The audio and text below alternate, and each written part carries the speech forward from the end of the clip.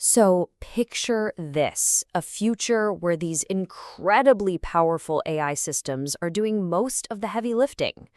What does that leave for us to do? Well, today we're going to dig into a really fascinating new framework called AltPath.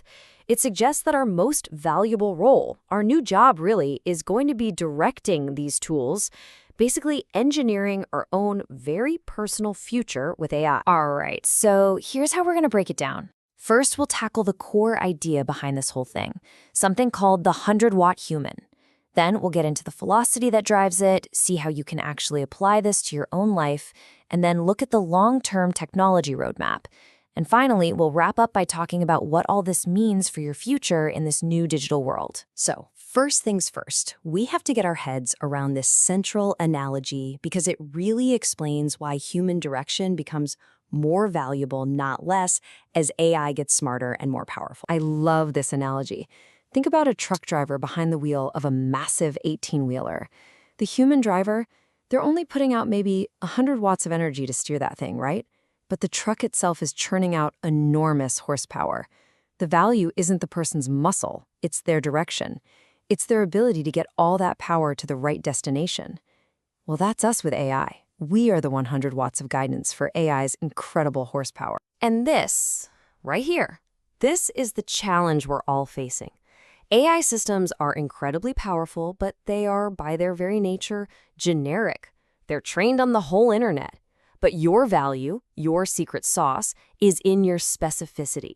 It's your context, your personal values, your unique goals. So the real task becomes, how do we get that generic horsepower to do exactly what you want? Which leads us to a really critical problem.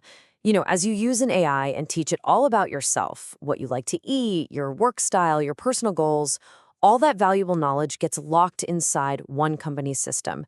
They call this data lock-in, and it's a huge pain. It means you can't just switch to a new, better tool without starting from scratch, teaching a whole new AI all about you all over again. So how do we get around this? Well, the AltPath framework suggests a philosophy to guide us. It's called elegant pragmatism. And it's basically a two-part approach for creating solutions that truly work for you. It really boils down to two core questions you ask about any solution, whether it's a piece of software or just a daily routine. First, you look through the pragmatic lens and ask, does it work? Does it solve the problem? And only after you've got a yes there, you switch to the elegant lens and ask, does it delight? It's a simple but really powerful idea. Solve the problem first, then make the solution beautiful. Let's dive into that first lens, the pragmatic one. This is your reality check. Is this thing actually solving a real problem I have? Can I afford it or build it or learn it without a PhD? Is it efficient? Does it still work when things get tough and resources are tight? And here's a great one.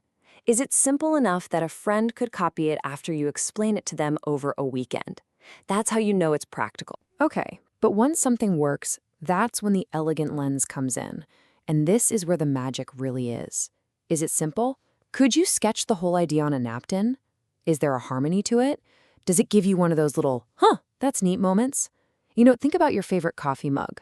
Pragmatically, any mug works. But that one, it delights you. The weight is just right, the handle feels perfect. This lens even asks if the solution inspires you to take better care of it, and maybe even treat other things and people with a bit more care too. So you've got this philosophy, but how do you actually apply it to something as huge and messy as your own life and well-being? Well, the framework gives us a pretty structured way to do exactly that. It's done with something called quality of life buckets. Just think of these as 10 core categories, like a comprehensive checklist that covers all the big areas of your life. The whole point isn't to score perfectly in each one. Nope. The goal is to use them to figure out what's truly essential for your personal quality of life. So the first 5 buckets are really the foundations of our well-being. You've got your physical and mental health, of course. Then safety in your environment, your housing and neighborhood, your social connections, and finally, time autonomy, that feeling that you're in control of your own schedule. And the next 5 buckets are more about our growth and how we contribute to the world. We're talking about income and security, education and skills, having meaningful work, feeling engaged with your community, and of course, that overarching sense of purpose and well-being. All right, now let's get into the tech. what's the long-term vision here? How could a new kind of personal AI system actually make all this happen? The source material lays out a really interesting three-phase roadmap. The whole journey starts with you. It's a progression. Phase 1 is all about inward introspection, building that deep foundation of self-knowledge. Phase 2, self-propagation, is about sharing that knowledge securely with your AI tools. And finally, Phase 3, community connection, is where you leverage all that self-knowledge to build way richer relationships with others. So Phase 1 is all about looking inward. You'd use these little AI-guided self-assessments to reflect on things like your core motivations, your personality type, your biggest priorities. All of this gets compiled into what's called a user context file. Basically, it's a living, breathing digital profile of you, designed specifically so AI systems can understand it. Now, Phase 2 is where it gets really cool. It introduces something called an MCP server. Just think of it as your own personal, super secure data bridge. It lets you inject your context file into any large language model you want to use. And you're in complete control with granular privacy settings, even a forget-me button. It's described as a roaming agent that goes with you, teaching any AI to speak your language on your terms. And that brings us to Phase 3, connection. Here, you could choose to share specific parts of your profile, but only with people you trust. And this unlocks amazing possibilities, finding perfect collaborators for a project, getting curated introductions, or even creating shared dashboards to track group goals. It's all based on this powerful principle. Privacy is parametric, connection is exponential. So, let's wrap this all up. What is the big takeaway here? What does this vision really mean for our digital lives and our own personal growth in this new age of AI? The big idea, the whole point, is to move away from these generic one-size-fits-all technologies we've been using. The core belief here is that every single one of us is on our own alternative path. This framework isn't about giving you a generic AI to ask for answers.